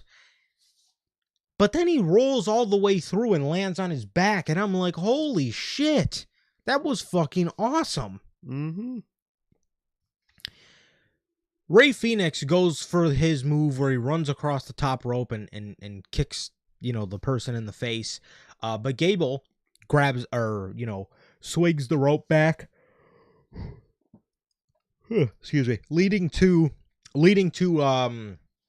Phoenix to fall off the top rope, and Gable would then walk in the corner and put the metal plate in his mask. So Phoenix, a little bit later in the match, goes for that same running across the top rope kick move that he does, but he lands it. And he kicks Chad Gable square in the face. The only problem is Chad Gable has a metal plate in his face. So Rey Fenix essentially just kicked the holy hell out of a metal plate. So he's selling the ankle. Gable rolls through for an ankle lock. Sorry, Chad, but it was not the right foot. It was not. It was not the right foot that you put in the ankle lock. Rey gets out of it. He goes to run at Chad Gable, but Chad Gable headbutts him right in the face. And this knocked Rey Fenix out cold. This man just dropped and was just laying there. Dead weight. Chad Gable then crawled on the top rope for a diving headbutt, still with this metal plate on his forehead, to win the match. To win the match, man. It was decent for what it was. Could it have gotten more time? Yes. Could WWE have adapted to the situation better? This match Would have been probably about perfect if it was Rey Mysterio in there, but it's Rey Fenix. People want to see, The you know, new guy win. yeah, people want to see, the new guy go in there and do his thing. They want to see him tear it up, but you essentially just had him replace Rey Mysterio and didn't really adapt to the situation at No. all. So, it sucks that Rey got injured and all that stuff. But again, they made Rey Fenix lose here, but he doesn't really look, any worse or anything like that. Yeah. Again, Chad Gable cheated to win this match. So it all made sense in the end. And yeah, I definitely agree WWE could have adapted to the situation of Mysterio getting hurt a lot better, but that's just not the way the cookie crumbled, man. So yeah, I thought the match was fine. It was short and sweet. It That's the was. best way to put it. I think they did well with the cards they were dealt with this. Like you said, they could have dealt it a little better, but overall, it was fine. Ray's gonna be fine. And I think they did the right thing. I like the way they booked it. I'm very intrigued to see where they go next with this. The way, Vikingo came in to help Ray. I'm sure that's teasing a big Chad Gable versus Vikingo match, whether it's gonna be in WWE or more in AAA. That will come with time, man. But either way, I like what they did here. For sure. For sure. So yeah, that was that. And for the next match, Man. Tiffany Stratton versus Charlotte Flair. Charlotte, man. Sometimes she's so annoying. She's so frustrating. But when she wants to, she can bang, bruh. God damn it. Such an asshole, but man. This match I thought was very good. I thought it was, man. I liked it. I thought this was one of the better Tiffany matches since she's been on the main roster. I thought the match was very good. I see a lot of people saying it was sloppy and it was clunky. Honestly, at times it was, but I don't know. It kind of just gave off the vibe that these two were maybe shooting on each other. And I think that's what this match needed. And I think that whole element to this whole drama and whatever, I think really did help the build to this match. I think it helped the match itself, man. And I overall am very happy with what they did with this whole program, man. I liked what they did here, man. I like the ferocity of these two. They don't like each other, and I'm into that, man. I'm cool. It makes me care about the match more, and I like what they did here, man. Yeah, for sure. For sure. Yeah, I thought like I said, man, it really played to the idea that these two were maybe gonna shoot on each other. You know what I mean? I thought it really played to that idea very nice, and I thought they did a pretty good job at capitalizing on that. Also too, I think one thing this match had that I really liked was the unpredictability of it, because was WWE going to assess the situation and say, the fans really don't like Charlotte, maybe we should keep the title on Tiffany? Or were they going to say, well, Charlotte's our poster girl, she's obviously winning? Because that's what I thought. Yeah. That was one of the main reasons I didn't care about this until these promos where they were shooting on each other.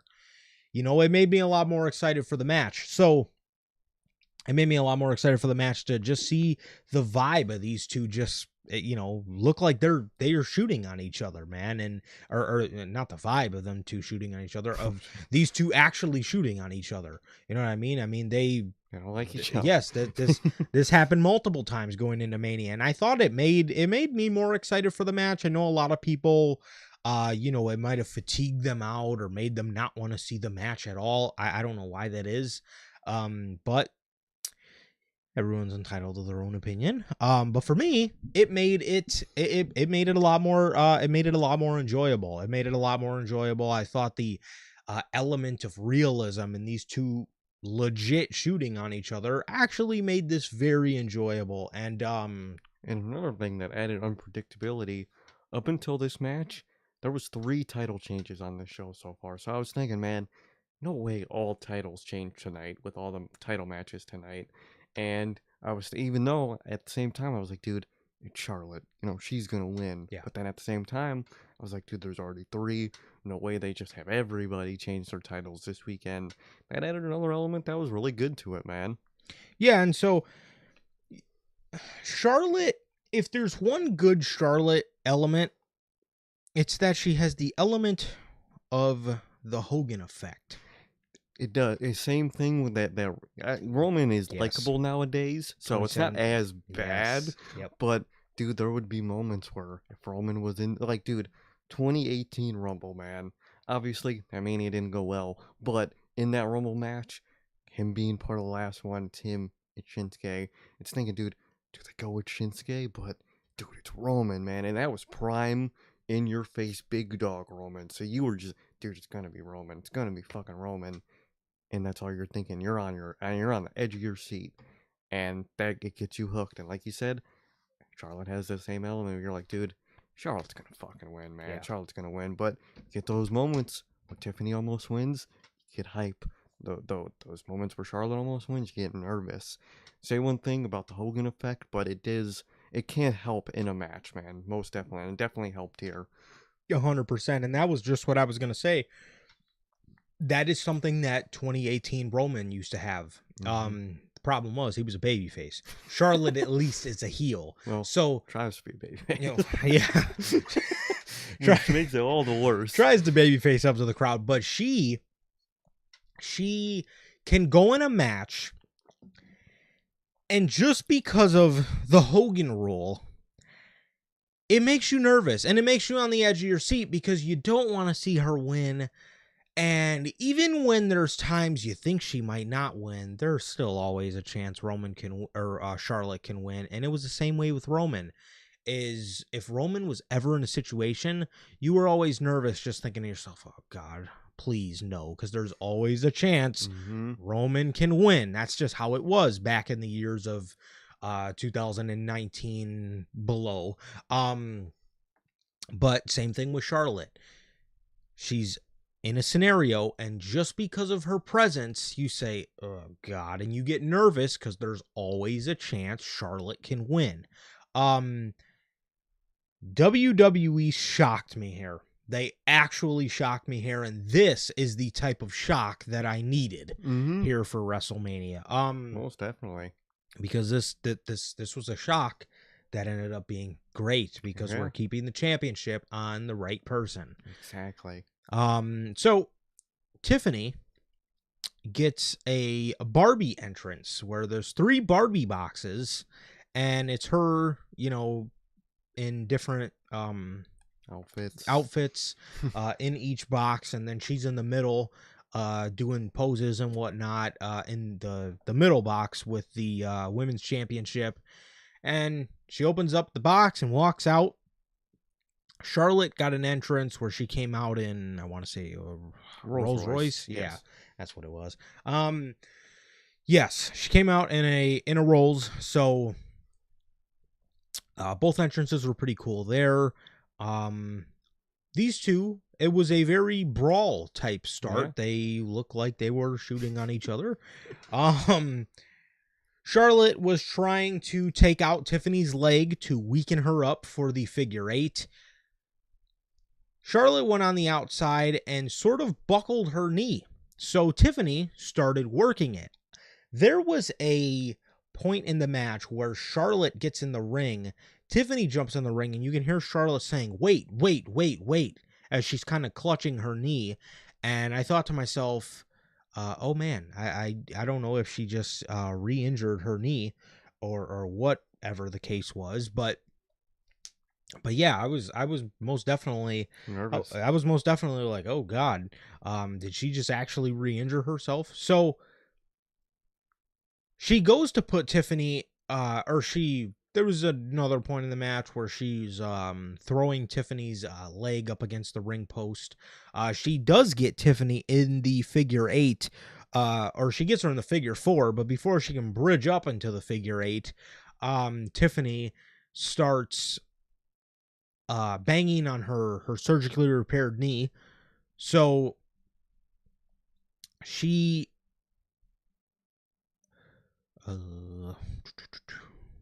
yes, so yeah, that okay. So yeah, she starts hitting Charlotte's knee, and these two start slap boxing while they're in the still in the figure four position. Tiffany ends up making her way out. She goes to get up, and Charlotte chop blocks her. She chop blocks her. Tiffany turns it around, gets Charlotte down on the ground in position for the PME, and Charlotte gets the knees up. She gets the knees up on Tiffany. Charlotte is trying to do like some type of luchador moves where Tiffany was like bent down in front of the corner of the ring, and Charlotte's trying to like roll across her, like Charlotte was like on the top rope, and she's like trying to like roll across her back, like kind of how Bandito does like the 21 plex. She's trying to like backwards roll off of Tiffany's back, and she like double rolls, and Tiffany's still there like waiting for the next spot, but I don't think she realized Charlotte rolled back that far. That spot looked pretty bad. Charlotte ended up hitting a natural selection off the top rope that looked like shit. It was horrible. That looked so bad. She just jumped and pushed her. It looked so bad, man. Yeah, there was honestly, bro, from my perspective, a lot of the fuck ups in the match did come from Charlotte Flair. I would say overall. Yeah, it seemed like Tiffany was kind of trying to kind of do as good as she can, but yeah, a lot of the fuck ups here came from Charlotte for sure. So Charlotte goes to I don't know what happened here, but there was a spot where she basically just like dived into the second turnbuckle. I think she was like going to spear her. And then she just fucking flew, quite literally flew and headbutted the middle turnbuckle straight up, dude. Fucking hilarious. Straight, right to the fucking middle turnbuckle. Hilarious. And just dropped. Tiffany tried getting her in like some sort of power bomb position, but Charlotte would reverse it into an Alabama slam into the corner, and I thought this was going to be the ending sequence. Well, it was the ending sequence, but I thought it was going to be the ending sequence for Charlotte for sure. I thought Charlotte was going to hit that and then transition to a couple other moves for a victory. Charlotte Alabama slams Tiffany into the corner. Tiffany comes back, then hits her rolling fireman's carry into the prettiest moonsault ever and wins the match. Yeah. I was like, holy shit. It shocked the hell out of me, man. I was happy, shocked, and it was a shock. Appalled. Literally. Absolutely appalled, bro. I was so shook. Dude. I didn't think that was going to happen. She what? Won. It shocked the hell out of me, man. Tiffany Stratton beats Charlotte Flair in a move that I don't think not one person saw coming. No, I think everyone was the prediction of, oh, it's going to be just a Charlotte come in, win the title, blah, blah, blah. Tiffany won, man. Shocked the hell out of me, man. Overall, I'm going to say I'm satisfied with the feud, with the match, and the result, man. I'm very happy with what we got here. Me too, man. I thought everything turned out a lot better than it was supposed to. Yeah. You know, the match again, I thought, you know, I thought the match was okay. Like I said, there were a lot of sequences where it just seemed like Charlotte was just clunky and just not working good. Mm-hmm. But as for Tiffany, dude, Tiffany, she's great. She's fantastic. She's gonna have so many more WrestleManias, and I mean, she's a bona fide star for this company, man, and she's gonna do her thing, bro, and she's gonna be great at it for many years. But yeah, other than, like I said, a lot of just Charlotte just working just bad. I thought I thought everything else was pretty good for the most part, man. So yeah, that was that. And yeah, like I said, just incredibly shocking. I do not think anybody saw Tiffany Stratton walking out of this with the women's championship, but she did. Yeah, she did, man. So I'm very happy, very pleased. This blew my expectations, man. When Charlotte won the Rumble, I was thinking like, oh man, this feud's gonna be lame as hell. The match is gonna be probably just all right, and I'm not gonna care. But it exceeded my expectations on everything. The feud, when they started shooting, the feud got entertaining, man. The match was very good, and the result was a really good result, man. So I'm actually overall very shockingly happy with the program we got. There you have it, man. So, Oof, man. the finale Ooh. of night one. Ah, beautiful. Holy fuck. They fucking did it right, man. Holy shit.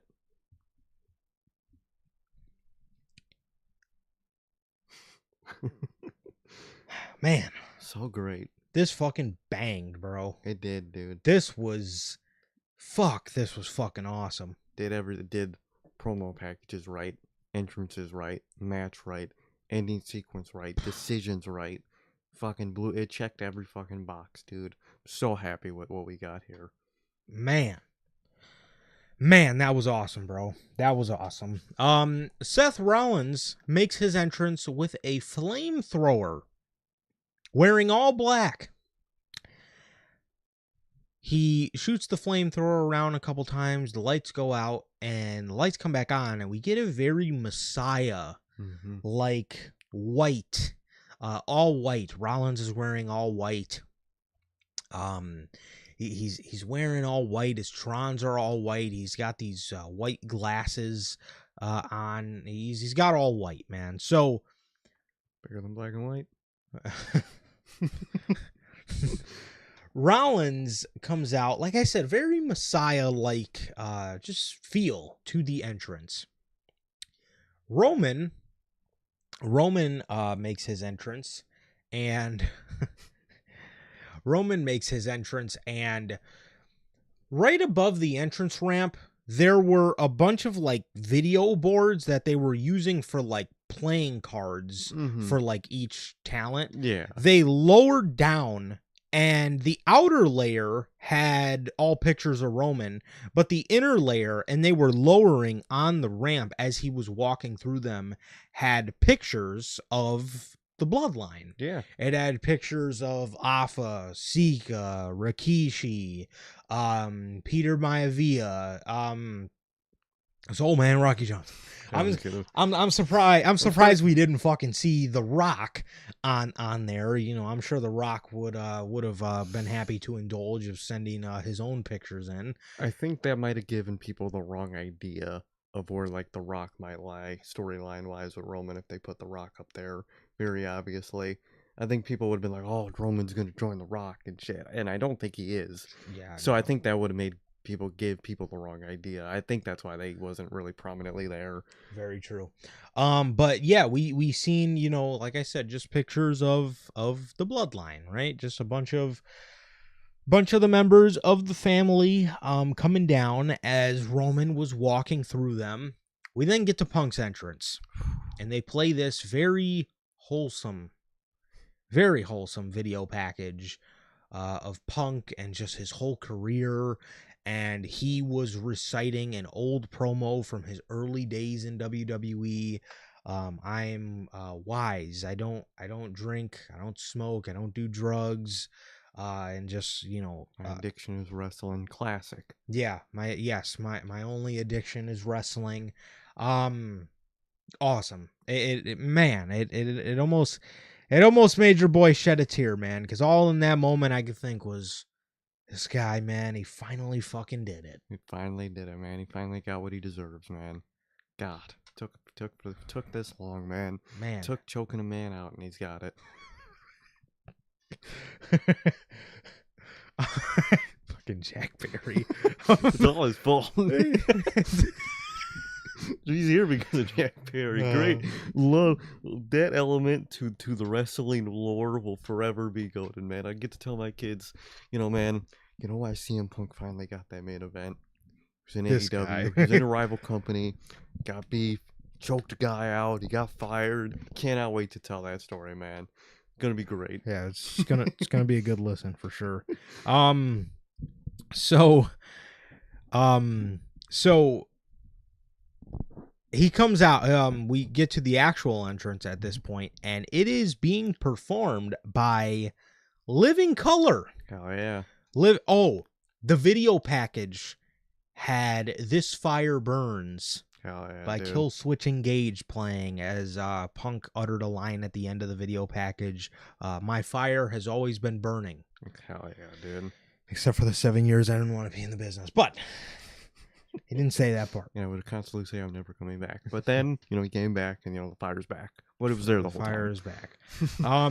So he comes out to Living Color performing Cult of Personality as CM Punk was marking out. Fucking Paul Heyman was vibing. He was dead ass on a casual vibe, connecting with some old friends, bro. Quite literally. He literally was, man. He was vibing his ass off. You could just see him walking around. He's like strutting and bopping his head behind CM Punk. So Heyman and Punk come out. He's singing with the band, and he's marking out. They're doing their old Heyman and Punk entrance where Punk, he's about to do its clobbering time, but he can't see what time it is. So Paul Heyman gives him his watch to look at his time, and then he said, "Oh," and then does the it's clobbering time. So that was really cool. That was really cool to see. So Roman Reigns, before this match starts, he takes his Ulafala off and he goes to walk towards Paul Heyman, but he opts not to give him the Ulafala. He tucks it away. He tucks it away into a corner, because Doesn't trust him. Yep, he can't trust Paul Heyman now because of what Rollins told him. He chose CM Punk. He had a choice, and he chose Punk over you. Soon as the match starts, to get in Roman's head, Punk gets out of the ring. He walks right over to Paul Heyman, and he says, "I need some wisdom." So Paul Heyman's giving him advice. He's giving him advice about Seth Rollins, and he tries pointing at Roman, but he just kind of can't, and he points back at Rollins. Punk and Seth, they fight off into the crowd. They make their way around the audience. And when they get back to the ringside area, Roman Reigns jumps over the barricade. He jumps over the barricade and jumps onto both guys. They damn near fell into a row of fans. Damn near, man. Would have got the bag. Oh, if I was one of those fans, I would have. I'm sounding like Shawn Michaels, bro. I'm telling. Hunter, I would have Dolph Ziggler sold that motherfucker so hard. So we get very, I would say just traditional basic triple threat offense for a little while. Yeah. Roman Reigns is put in a anaconda vice by CM Punk, and Seth Rollins frog splashed both men to break this up. And dude, he may have landed on Roman correctly. Dude, he frog splashed CM Punk's head, bro. Oh, right, like his one head just got boom. Yeah, brutal. Mm-hmm. Very. So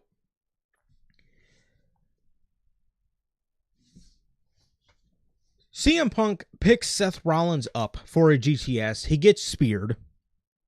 He gets speared by Roman Reigns. Roman and Seth start fighting. Roman goes to spear Rollins. Rollins counters it into a pedigree. Always a great counter. I love that counter. Oh, truly. Yeah. So he goes for a spear. He goes for a spear. Like I said, gets countered into the pedigree for a near fall. A little bit later, we go through another sequence like this where Roman hits a spear on Seth Rollins. Roman then gets picked up by Punk for a quick GTS for a near fall. A little bit later in the match, when Punk was taken out, Seth starts.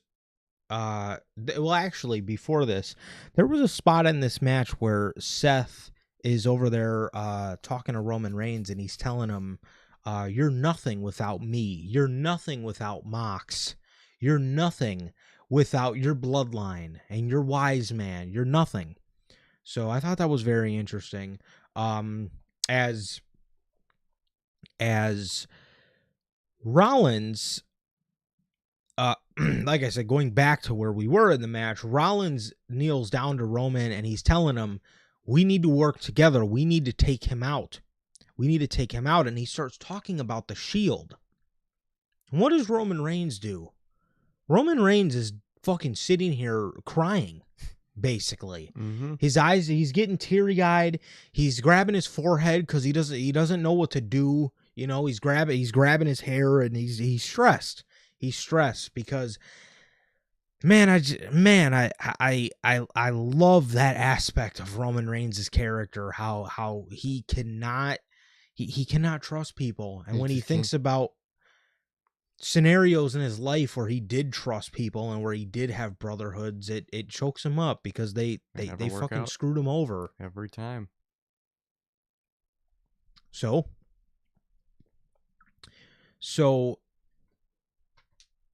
Roman finally says, let's get him. So they take apart the announce table. I did not know these announce tables can break. Looking at them, I did not, like you said, I did not think they were going to be able to break. They definitely break a lot better than the traditional WWE announce table because that front piece does not fly out and fucking smack you in the knees. It crunches. Exactly, and that's what you need it to be, to crunch, man. So I actually really like these tables. Yes, these announce tables. And I like how this is the first time we've seen these announce tables break. Yeah. Because, dude, I was ecstatic when they added the new announce table on Monday Night Raw because... That can't break. Yes, that cannot break because, dude, every single week someone would be put through that for some reason. Oh my god, I've grown to hate the announce table spot. The announce table spot should be a last ditch effort. Exactly, man. Like, well, I can't, I got nothing left, and fuck, I just got to put them through the announce table, not a weekly occurrence. Literally. So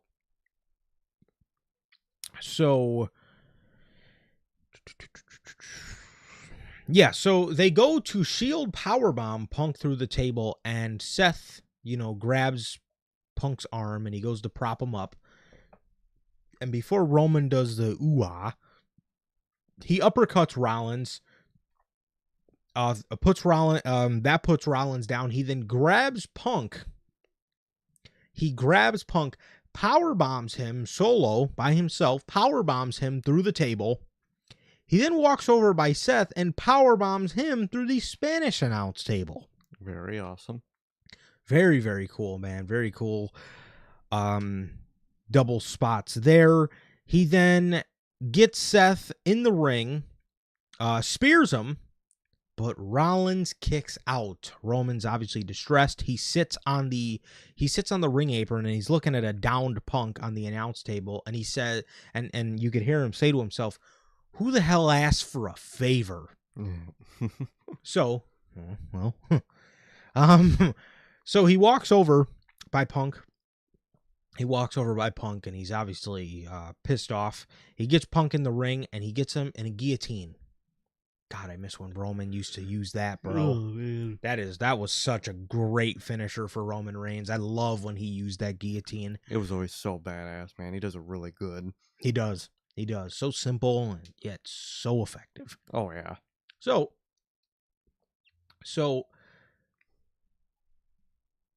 the guillotine, Punk is about to go out, but he gets a last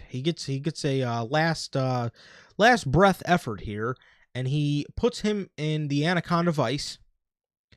He puts him in the Anaconda Vice as while he's laying there, Rollins walks up and breaks the hold by grabbing Punk's legs and putting him in a sharpshooter. While he's got Punk in a sharpshooter, Roman gets to his feet, and while Rollins has that hold in, he puts Roman puts Rollins in another guillotine. And while these two are on the ground, CM Punk curb stomps Roman Reigns' head to break up the guillotine. He hits a GTS to Rollins. Roman spears Punk after that.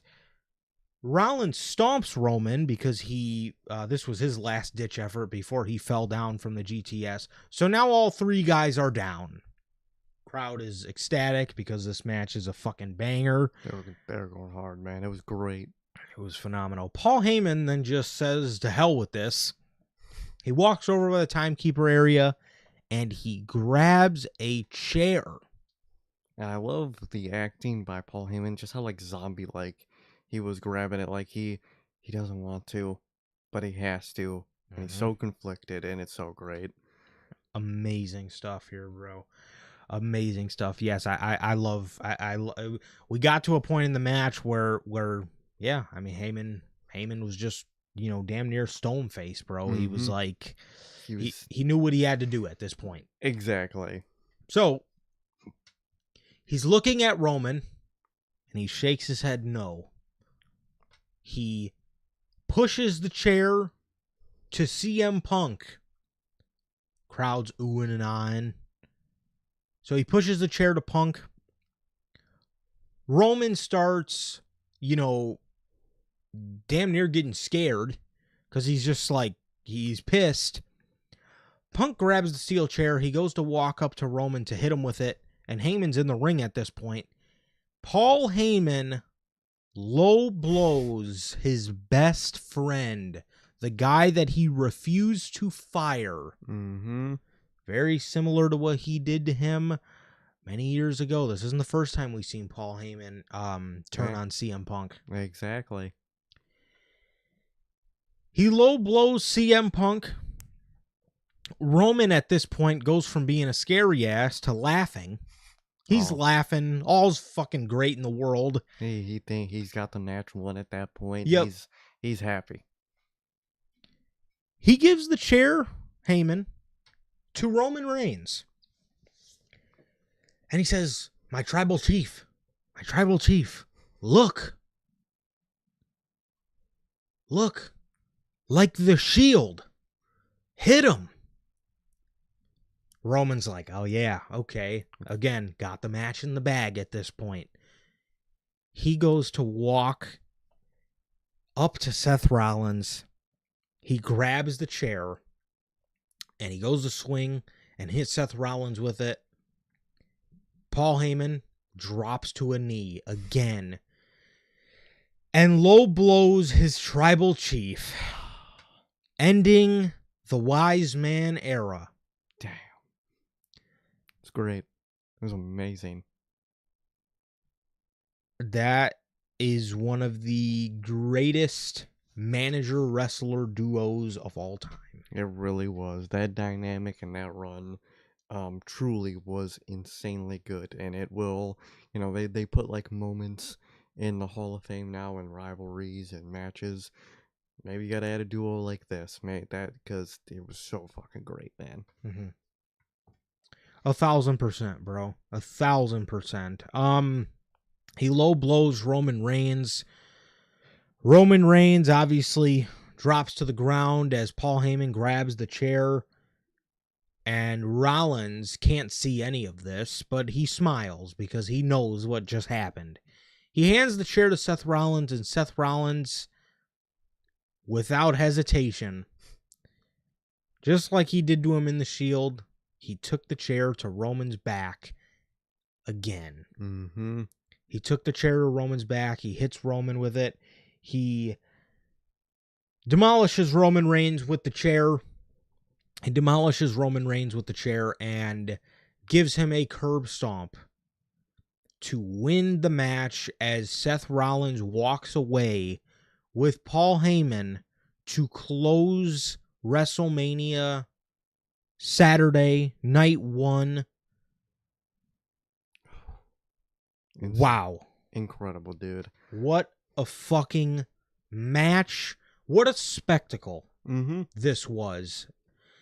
This had, I mean, like Sir K said when we first started talking about this match had everything. Mm-hmm. This match, everybody had a fire entrance. This was a masterclass of production entrances. This was a masterclass of a match. And most importantly, this was a masterclass of storytelling. It was, dude. True cinema. This was absolute cinema, man. Not only do we see, yet again, Paul Heyman turning on CM Punk, but we see Paul Heyman turn on Roman Reigns. We see Paul Heyman finally give up on his tribal chief after he lost everything. After he lost everything, the one thing, the one last thing he had was his wise man. Now he doesn't have his wise man anymore. Now everything that Cody Rhodes said about Roman Reigns 2 years ago It's finally come true. is true. He's a chief without a tribe. He's a Roman without reigns. And his wise man would eventually leave him to become an advocate again. Well, he didn't become Brock's advocate again, but That's not gonna happen. he did become a advocate again. And it is for Seth fucking Rollins. As he is with The Rock, well, prediction, he'll be with The Rock, but it's Seth fucking Rollins. Cannot wait to hear that, man. And another element, man, Roman didn't leave with even holding the Ulafala, man.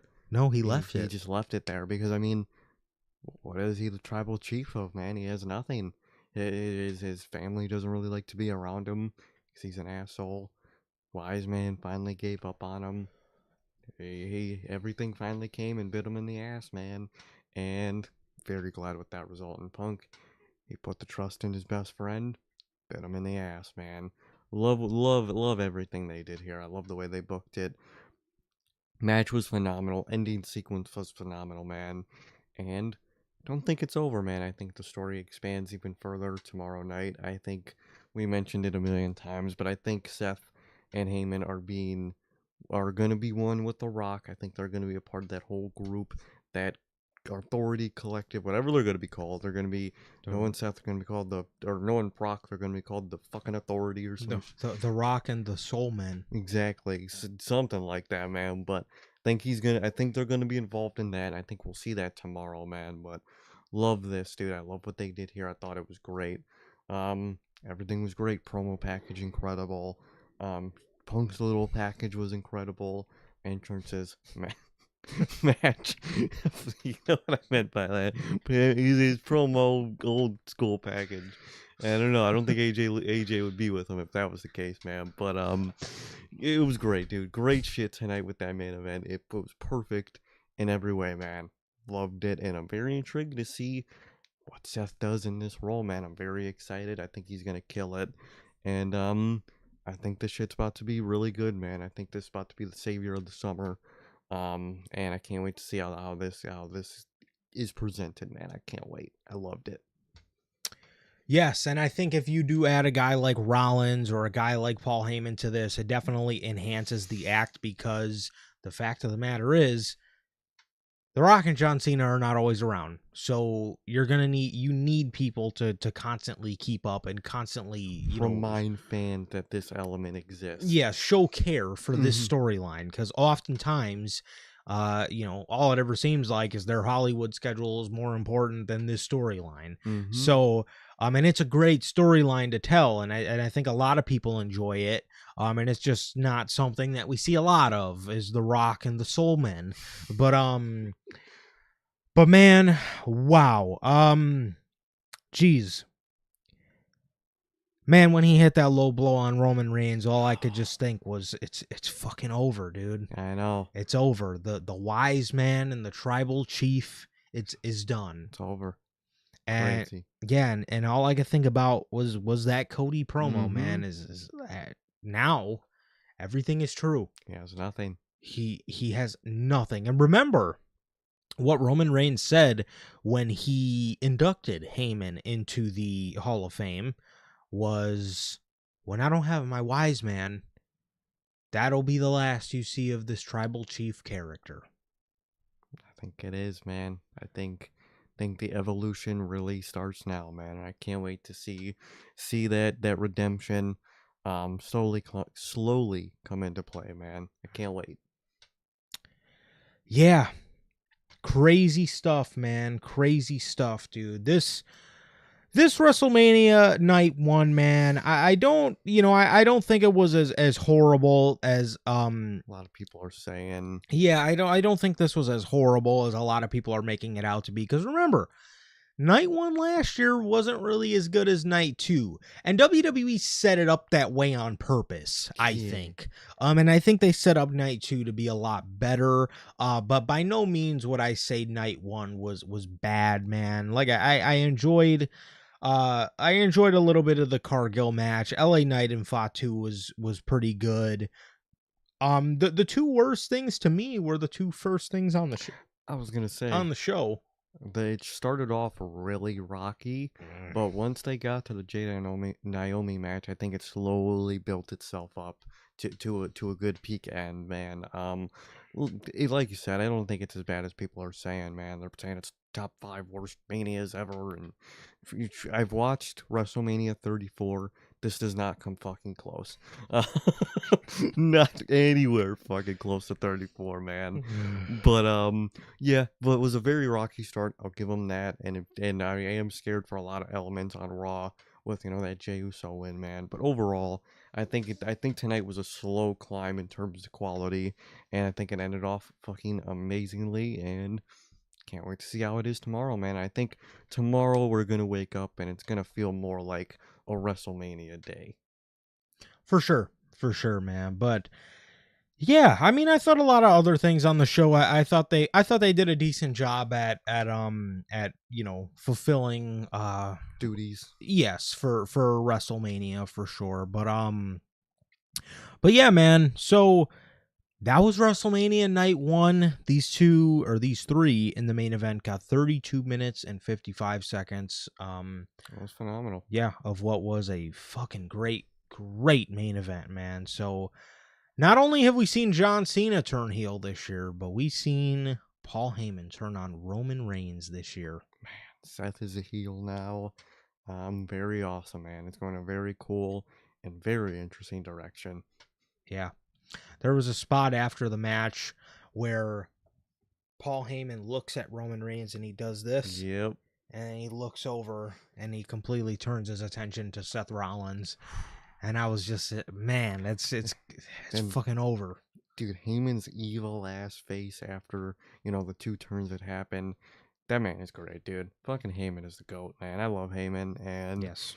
can't wait to see how this goes, man. I can't wait to hear, the backstory behind this turn. I can't wait to see how planned it was. I can't wait to see, what, Seth is going to say in, the weeks following this.